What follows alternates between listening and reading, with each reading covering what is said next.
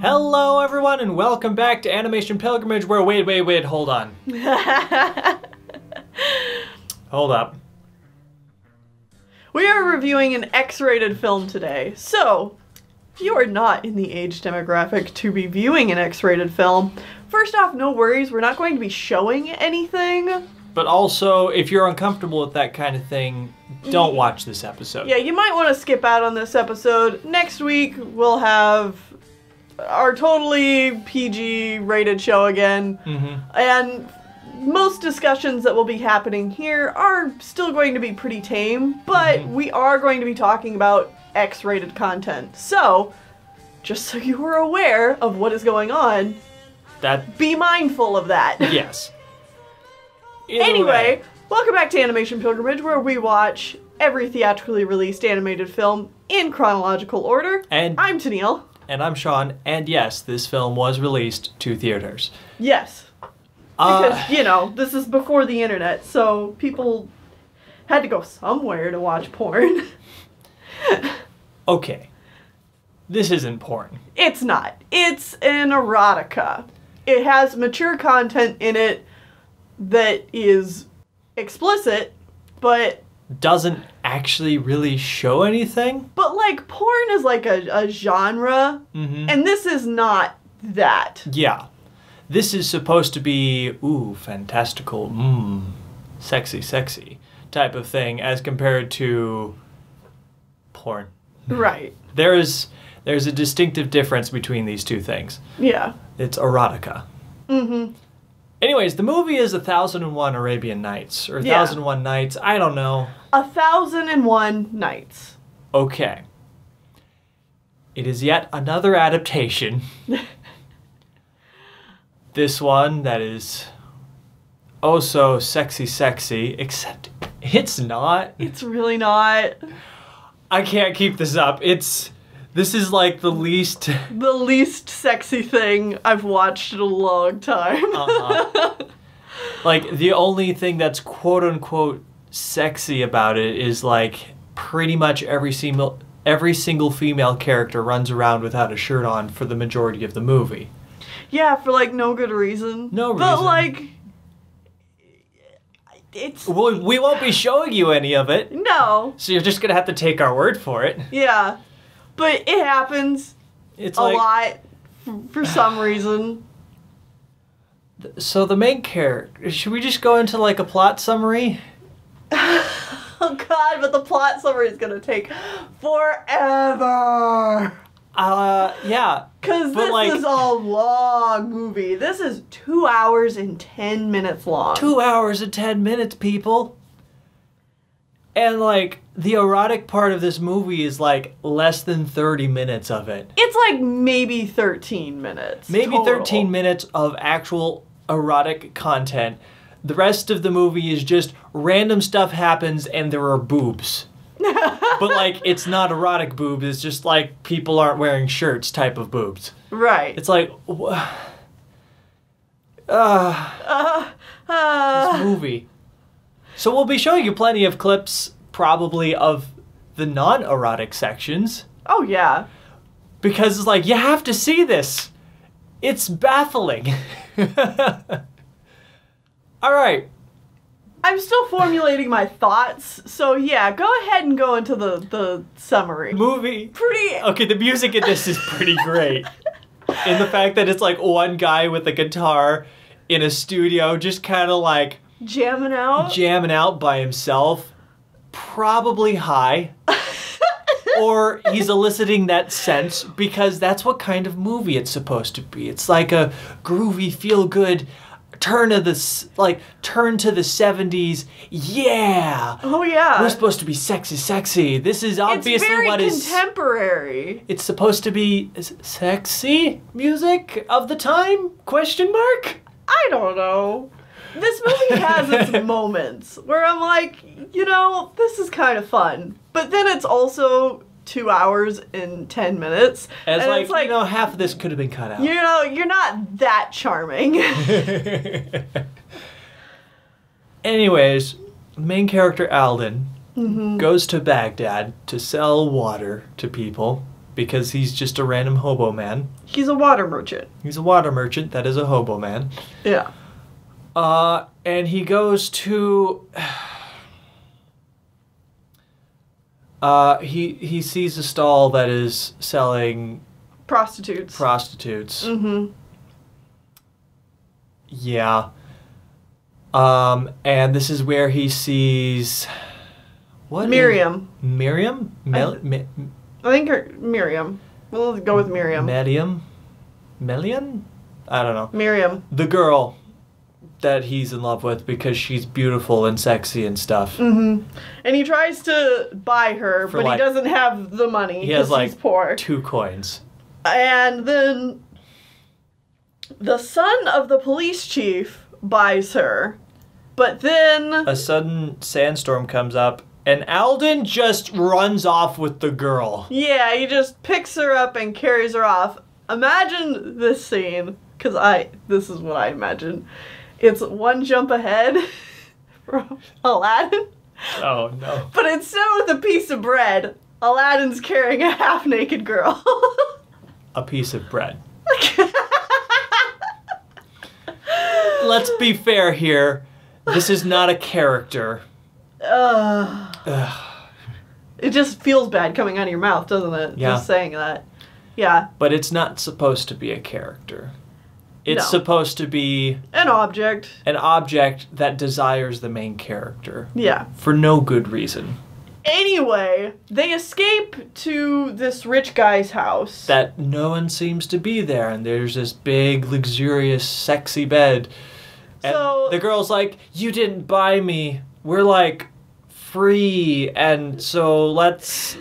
Instead you kidnapped me, and I find that pretty sexy. So let's do the sex. Uh-huh. And they do.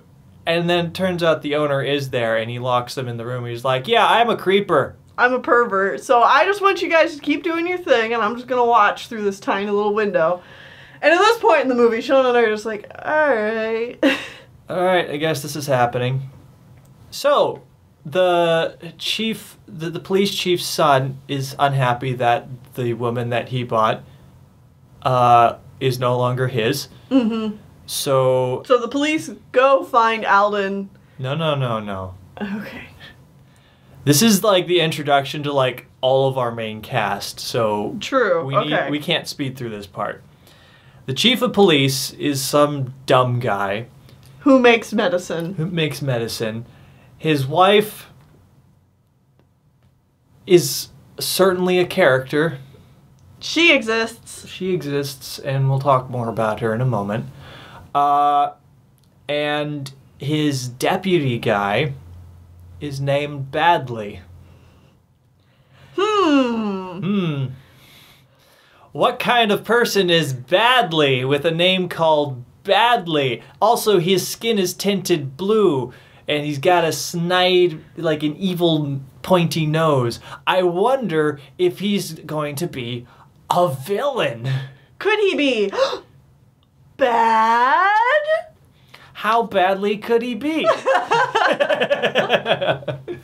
Either way, he's like, hey, I got this idea. Let's go get Alibaba and his 40 thieves to come in and do the thing. To, like, get...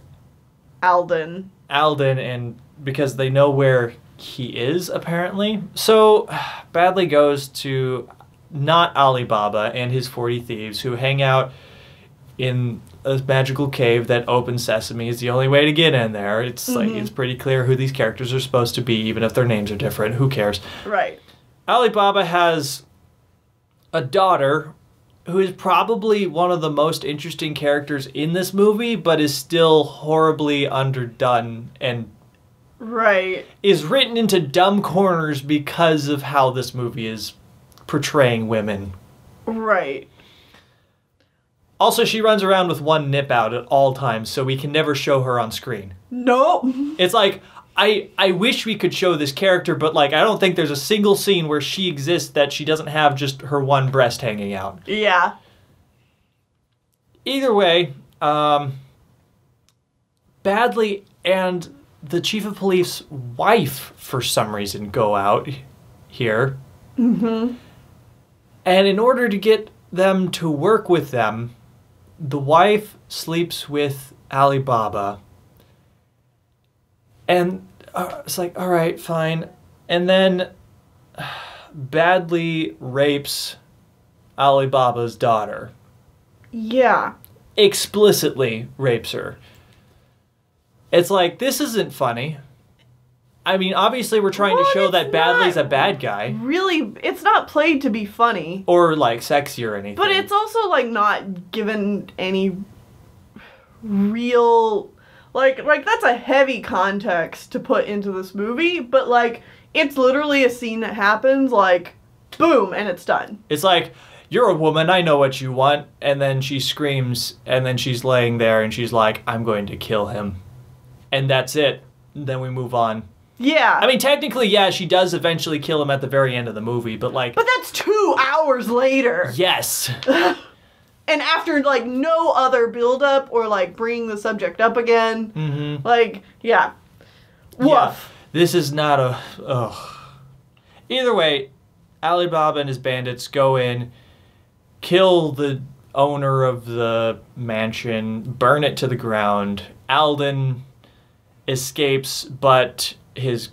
No, he doesn't escape. He's sent to prison and he's tortured for, like... several months. Right, and his You'll have to excuse us. This movie goes a lot of directions, and trying to remember everything that happens is a bit of a chore. But that's correct. He does get captured. But it's important to summarize this because, like... We need this context.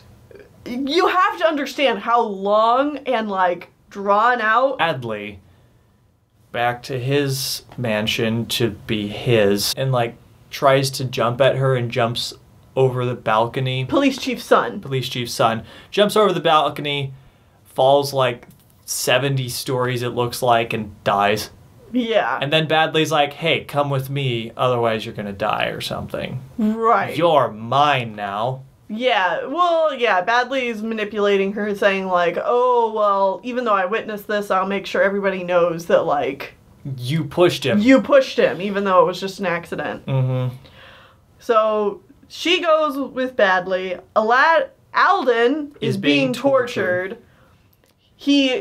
Eventually, they get tired of torturing him, and they throw him... Well, the chief torturer guy is like, man, you eat like a guy that's innocent or something. So we're going to throw you into the pit where we only throw dead people, and you're just going to have to climb out. Otherwise, like, if you want to live, you have to climb out. Otherwise, you'll just be down there and dead. They essentially bury him alive. Yeah, bury him alive, and he has to get out, which he does. Yeah. In the although he's very, like, malnourished and, you know, he's been tortured for months, so it's a process to get out, but he does. He gets out, and in the meantime, the music here is weird and jarring. It's the guy just going, hey, oh, hey, hey, yeah, whoa, oh, hey. It's like, what is this music for this scene? Like I said, this movie has its moments. They're not necessarily indicative of quality, but they are moments, TM. Where I just kind of look at what's going on and I'm like, alright. He makes it back to Baghdad, and by this point it has been a number of months, and he spends a number of months more. Let's say total between when he had Miriam and now is like 9 months. Yeah, about 9 months. About 9 months. And he's just been asking after this girl, where is she? No one can find her. And like, wait, actually she was here, but no, she's not here anymore. Now she's over at Badley's place. And he goes to Badley's place, and intermittent with all of this, we have a scene of her giving birth. Yeah, so about 9 months. Yeah. She gives birth, and like she's like, oh, Alden, if only you were here because you're like the father and stuff. Mm-hmm. And then he gets to the manse, and they're like, oh no, she died. Because she died in childbirth. Mm-hmm. And he's like, no. Oh well. And then he just He walks off. And it's like, are you serious? You're really sad about this character. You've been searching for her for months. You find out that she is dead. The whole movie has been built around your too. relationship so She far. dies, and then you just forget that she exists. I'm gonna kill you because you, like, had my wife last or something. Except he gets him in his position where he could have killed badly, and he's like, you know what? I almost became a bad person because I was gonna commit a murder. And, I almost sunk to your level. haha, Miriam wouldn't want this. And then he walks off into the desert and never thinks about Miriam again. I guess we forgot that he was still on her at that point. Yeah. So Badley lives, even though he really should have died. Yeah, and Badley adopts No, the daughter. Well, I know, Yeah. but like the movie just forgets this plot line for like the next hour. Yes. So We need to bring it up now. I want to give it a little bit of closure. Miriam has a daughter that she names. I don't remember what the daughter's name is. Daughter. We'll just call her Daughter.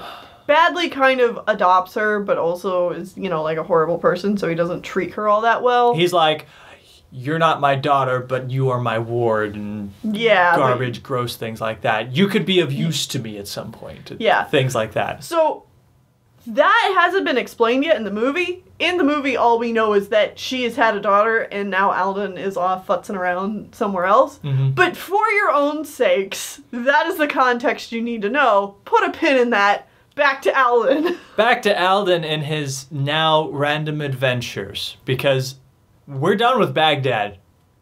Goodbye, now. Baghdad.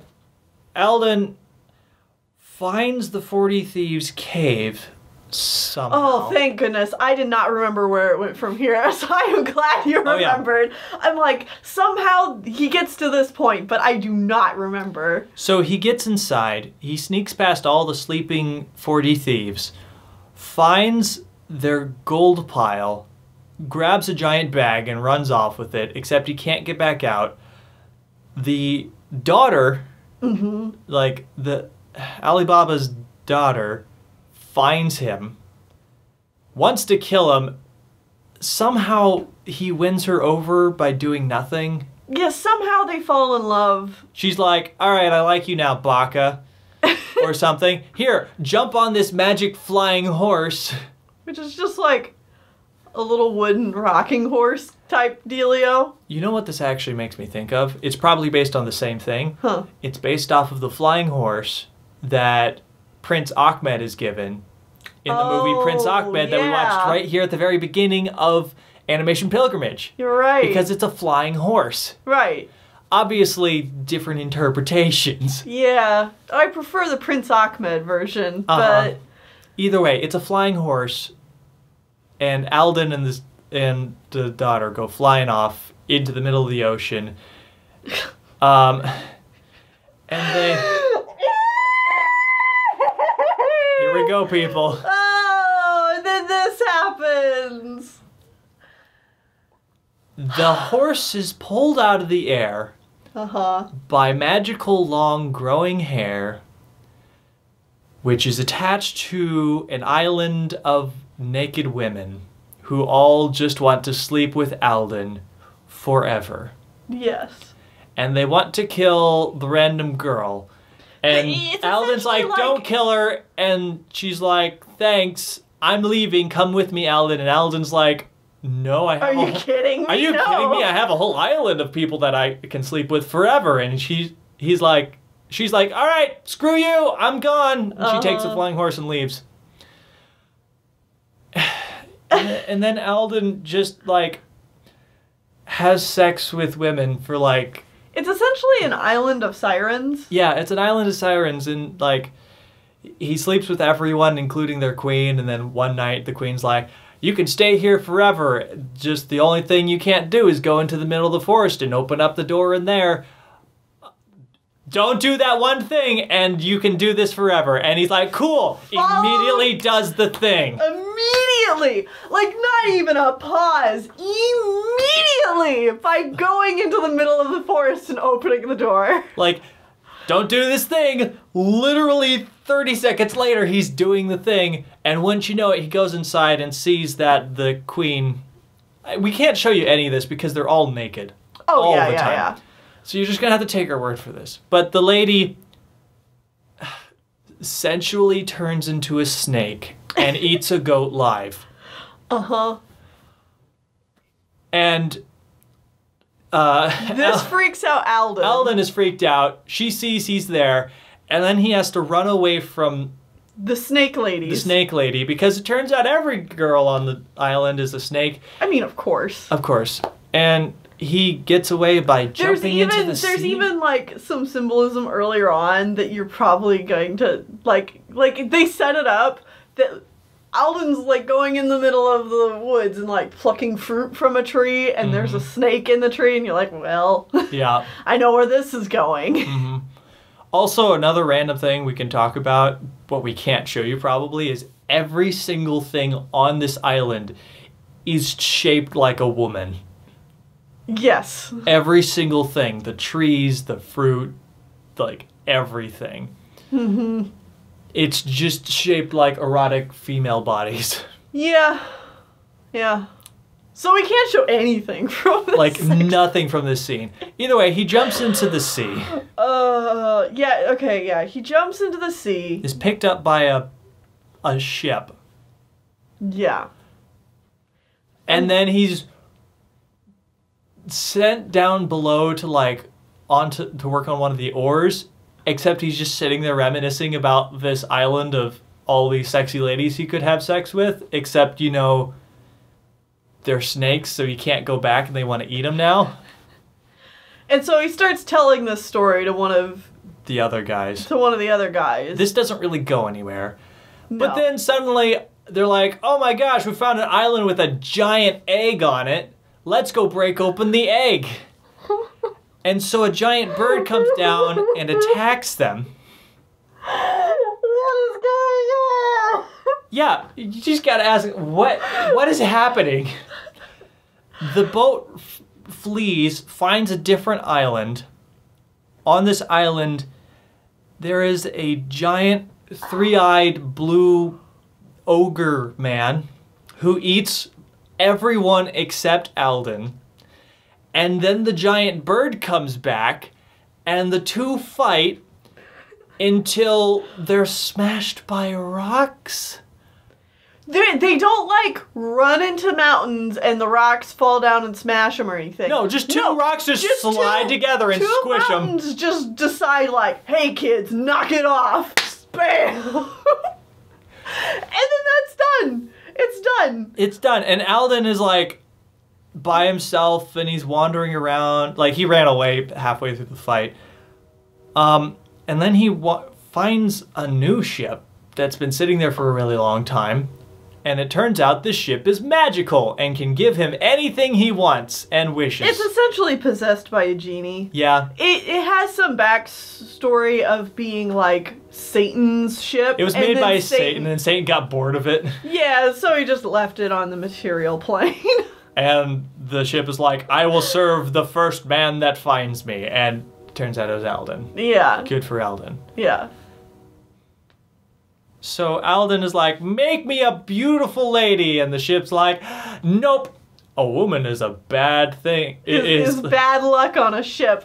Which, even though it's a stupid sexist, like, old sailor's myth thing, that actually got a laugh out of me. Yeah. Because they, like, the ship, like, half materializes a woman, and then she disappears, and, and the ship's just like, nope, bad luck. And I'm like... And Alden's like, Alright. Alright, well, you know what? I have a magic ship. I'm gonna run around the world, and I'm going to collect all the coolest, most amazing treasures from around the world because I can. Yep. Time skip to 15 or 16 years later. Yeah. He's literally like, let's go sailing. I'm going to become the greatest pirate ever. 15 years later. And What is happening? what? Now we're introduced to two new characters. Bye, Alden. Have fun. We're not going to see you again for a while. Another half hour or something. Now, aliens come into the mix. Okay, they're called they're called imps or like servants of Satan, but they're aliens. They're aliens. Honestly, they look like horrible Teletubby creatures. Yeah.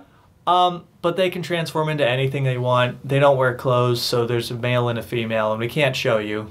No. Because boobs. Yeah. They ride around on a magic carpet, and they've lived forever, and the only thing that the guy likes to do anymore is have weird animal sex. Like, they literally turn into animals and have sex. Yeah. Alright. But she's getting pretty sick of it. And then she sees a human male, and she's like, ooh, I like that. And he's like, you can't show yourself to him because you'll die, or something. Claws, something. Something, magical beings will die if seen by human, yada yada. Uh-huh. And so... His name is Aslan. That's his name. Aslan? Yeah. Yes, that's right, Aslan. Ride me! Right. Sorry, wrong movie.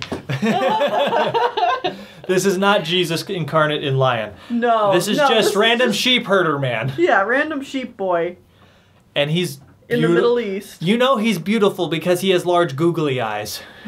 Yeah. Gosh dang it.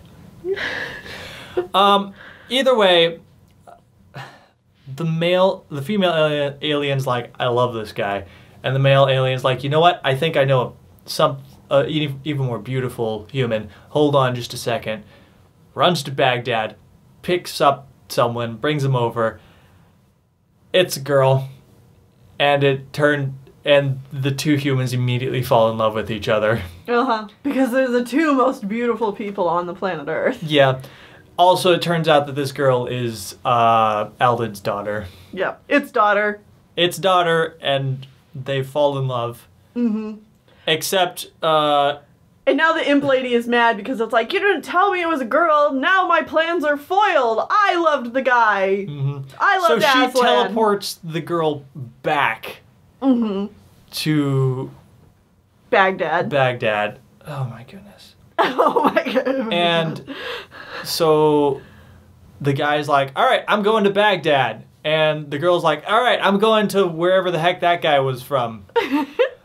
And so female... But in the meantime, we also get caught up on what's been going on with daughter, that she's been... This is where we find out that she's been living with Badley the whole time. Yeah, that she's the ward of Badley, and Badley is trying to marry her off. Or no. Yes. Well, he's trying to get her to be one of the concubines to the Sultan. Yes. So that he gets in better with the Sultan of Baghdad. Yes.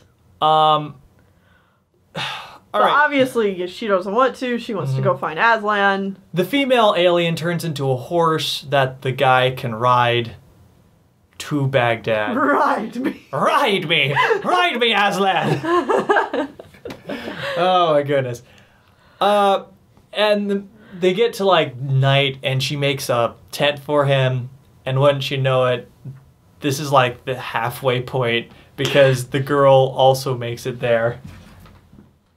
And they meet and like she's hitting on him except she's dressed as a boy even though she very clearly still has boobs.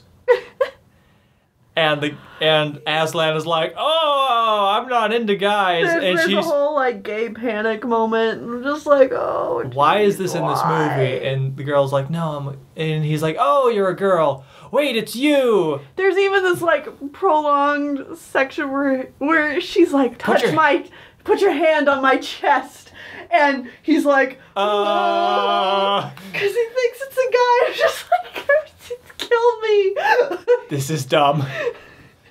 But then they find out that it's the other person and they're in love. But then they're immediately caught by like the police. Yeah. And she is taken back to Badley and he is... And the imp lady is all mad because they're together again. Even though she kind of like helped the situation along. Accidentally. Either way, she goes off and pouts and doesn't exist for like the next most of the movie. Yeah. The guy imp has already putzed off at this point. Right. So the girl is taken back to Badley, and the guy is conscripted into the slave army. Yes. is the term that the movie uses. Well, I mean, that's what it is. Mm-hmm. So we don't see him for a while. Hey, guess who's finally back in the movie? Alden, or should I call him Sinbad now, Yeah. as he's calling himself. He's changed his name to Sinbad, and he's come to Baghdad with his magic boat, and And he's his all... fleet. Yeah. And he's got 1,000,000 magical treasures, and he wants to have a tournament with the Sultan to show off who has the better treasures, and whoever has the best treasures will become the Sultan of Baghdad. Right, because the ruler of Baghdad should be, like, the richest person. Yeah, the richest and most coolest guy. Yeah, is the logic. Why the Sultan doesn't just go, No. hey, screw you, buddy, kill him? I don't know. But the Sultan agrees to this. And this is all set up through the use of Badly. Badly helps Sinbad set this up. Right. Because Sinbad's like, oh, we can manipulate this idiot No, easier. because Badly. Badly. Yeah, Yeah. Badly's like, we can manipulate this Sinbad guy for us. Right. Whoever wins. Yeah. So they have this tournament, like, a really long time. Yeah. At one point, there is, like, a robotic Hindu god that kills someone who is, like, evil. And it throws its sword and kills the chief of police because he's been, like, backstabbing, like, this whole time to the Sultan. So now he's dead. All right, just keep that in mind. That it just happens without kinda warning. Eventually, it gets down to, like, it's a 50-50 race all the way down to the end. And the last one's going to be a race between, like they have to have a race by horse to get something and come back. Yes. And Alden has brought the fastest horse in the world, and the Sultan has The magic horse. the magic flying horse. Oh, we skipped a scene. We did? Yes. We skipped a scene of why Badly is working with Sinbad in the first place. Sinbad shows up. Collect your thoughts. Badly goes back to Alibaba and tells them to go attack Sinbad in the middle of the night. He does so, and then Badly comes in with the police and ambush them, killing off Alibaba and all of his 40 thieves. The only one that survives is the daughter, who runs away. Mm-hmm. And this leaves... And this makes it so that, like, the chief of police and Badly look really good in the eyes of Sinbad. And Sinbad's like, cool, set up this tournament thing for me. Yeah. It kills off the 40 thieves, essentially. Yeah. Alright, back to the thing. That's why the Sultan has the magic horse. because they stole it, they raided the caves and stole all their treasures back. Yeah. So, Badly is going to ride the flying horse. Mm-hmm. And Sinbad's like, all right, well, I'll just ride my horse then. And they have a horse race. And by this point, apparently Badly has figured out that Sinbad is Alden Yeah. and is, like, taunting him. I think the reason he recognizes him is because the torturer guy from earlier left a mark on Alden, Who knows? and that's how they recognize him. Either way, My brain was melting at this point, just praying for this movie to be over. It's not, by we're the only way. like an hour and a half into this 2-hour movie, so yeah, we're not done yet. Buckle in. Either way, we get back, it's a tie, but because Alden/Sinbad scuffed the carpet thing on the ground a little bit, they say that the other guy won.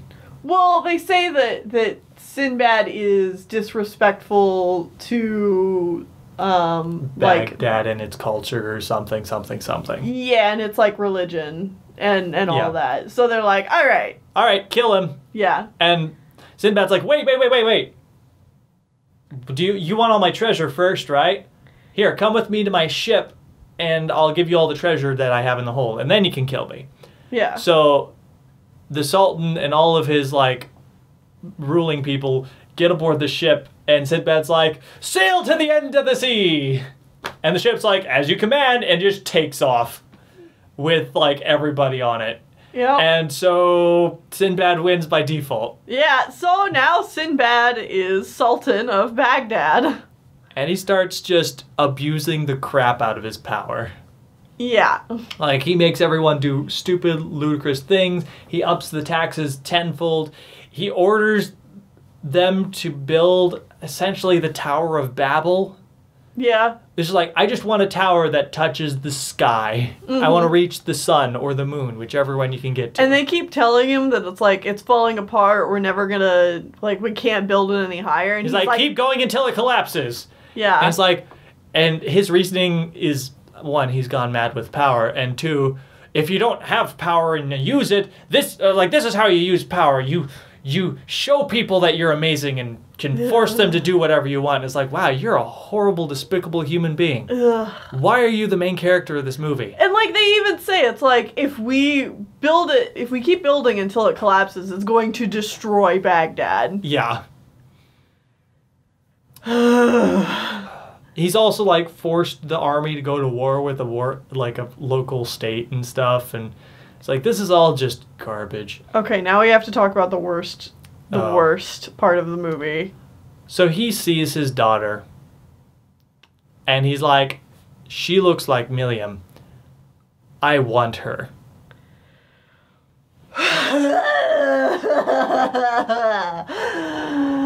No. The only person who is aware of the relationship between these two characters is Badley. Yep. And Badley is like, here you go. So he takes her to bed and is just about to do the horrible with his own daughter when the Aslan is teleported into the room through the use of the pink alien lady. Thank you, pink alien lady. And so Alden threatens, tries to bribe, tries to coerce anything to make Aslan not one knows about it. So then the next Badley is like, all right, I'm going to prove that he's a bad guy and he shouldn't be the king because incest. And, like, brings forward all these people to testify that Sinbad is Alden and this is his daughter and, like, they just did the dirty. And then Aslan runs in and is like, no, he actually just consummated our marriage. That never actually happened. Right. And people are like, I don't... We hate this guy. Just let us kill him. Yeah. And this is the point in the movie where Ali Baba's daughter decides this is the perfect time to finally kill Badley. I mean, good, I guess. But she just, like, flies in. She just, like, flies in, shoots him with an arrow. A snake flies out of his coat, wraps around her neck, kills her because of poison. And it's like, cool, you killed off, like, the most interesting character. And then her and Alden have, like, this, we were destined to be together moment, but now it will never be. Oh, how tragic. Every female character, pretty much, in this movie falls for Alden for no reason, and it's really dumb, and I hate it. Yeah. Either way, they both die. The tower... No. They're like, well, either way, we still don't like this king because he's done some real horrible stuff. So they take him to, like, the chopping block and, like, all right, we're going to chop off his head. And Alden's like, well... You know what? Whatever. He's like, well, I did some really stupid stuff, so I deserve all this. Hey, daughter and son-in-law, learn from my mistakes and stuff. Don't be like me. Don't be like me. And then the tower collapses because it's way too high. Kills, like, half the city. most people, and once the dust settles, the daughter and Aslan are thankfully alive. Uh-huh. And so is Alden. Alden is no longer in the chopping block. He has run off, back out into the desert, and walks off the same way that he started the movie. Yep. Alden! Alden! There goes a man named Alden! Movie finally done after 2 hours and 10 minutes. Oh my god! Yo, this was a movie! That was our summary. And we're still like 40 minutes into this review. Okay, so let's try and wrap this up. As you could probably tell, this movie is a hot mess. The animation is never great. No, but it does have its moments where it is quite nice. It's very stylistic in points. Mm-hmm. Because and there's obviously some scenes that got like a higher budget than others. The sensual scenes. Yeah, usually. The intro and outro are also better animated, like when Alden is coming into Baghdad and leaving. With like the harsh lighting. Yeah. Walk cycle and like that's it. Yeah. And the character designs are pretty distinctive. good. Yeah. If you've seen like Lupin the Third, I'm pretty sure it's the same character designer. No. No? No, these designs are done by... No, he directed. Okay. That doesn't mean he did the character designs. It's true. Because there was a lot of people working on this film. Like, people who went on to work on other anime and all kinds of stuff. Okay. But... Then you might be correct. But yeah. But no, this movie... We need to talk about who directed this movie. Yeah. Some of our commenters already knew this, which, bravo. I didn't know about this beforehand. Mm-hmm. Go ahead, Sean. You know what's up. This movie was directed by Osamu Tezuka. The creator of Astro Boy, Kimba the White Lion, and... many, many others. Yeah. He is known as the godfather of manga. Mm-hmm. And... I guess in the 70s, he decided, 60s, he said, you know what? I want to make adult stuff. Now, the reason behind this is actually, like, I get where he's coming from. He recognized that animation was starting to get pigeonholed into being just a for kids thing, and he wanted to try to change people's minds. Fix that. Yeah, it's like animation doesn't have to just be for kids, so he wanted to do adult animations. He just went really far in a weird direction. Yeah, like... I see what he's going for. I mean, this movie's trying to be tasteful, but it's also trying to stay as a fairly accurate adaptation of 1001 Nights, and at that's least not, in some regards. Yeah, and that's not tasteful. Yeah, and that's not tasteful. You have to update that crap if you want to make it tasteful to a modern audience, because this is just loaded with so much sexism, and, like, 1001 Nights is purposefully a meandering and... pointless tale, because that's how it was told to, like... keep going 1001 nights. Yeah. So, like, you can't both have this tasteful, erotic masterpiece film that's supposed to be like this grand, epic fantasy story mixed with this, like, very outdated, very needs to be updated, meandering... old story. Oh boy. It just... there was a lot of things that could have and should have been cut from this movie. Cut this down a bit. Changes that should have been made to make the characters more likable, because not a single character in this is likable.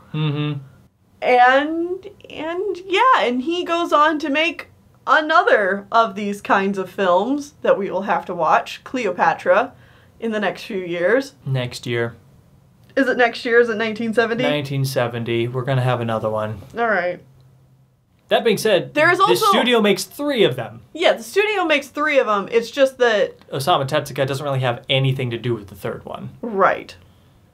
And from reports we've heard, that sounds like it was a good thing. It sounds like the last one is better than the first 2. Yeah. We'll have to wait and see once we see it. Uh-huh. Wow. Yeah, this is a movie that existed. It went some weird places. If you wanted to check this movie out, like, and you were worried about it being, like overly graphic. Overly pornographic or anything, it's not. In fact, you can skip most of the, like, the quote-unquote pornographic sex scenes. Yeah. That aren't even, like, showing anything. It's just, like, artistic renditions. Oh, it's a flower budding. Right, and this is just a pile of, like, scribbles writhing on top of each other with, like, really soft moaning. Uh-huh. Like, that's it. Yeah. Like, nothing is ever shown. Yeah. It's not a movie I recommend because it was painful to get through. But, like I said earlier, it has its moments where it had me, like, laughing at the sheer absurdity of, like, plot points jumping from point A to point D. It's like, I feel like we missed some steps in here. Missed some steps and then went to places I was not expecting, like having aliens in the movie. Giant which three-eyed Cyclops man. about. We joked about aliens turning up in the movie before they did. When we were watching the movie.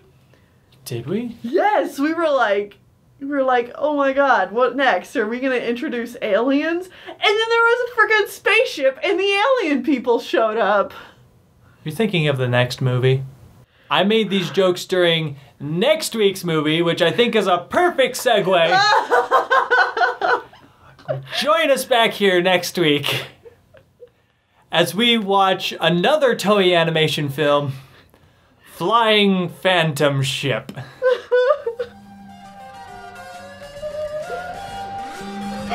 See you guys then.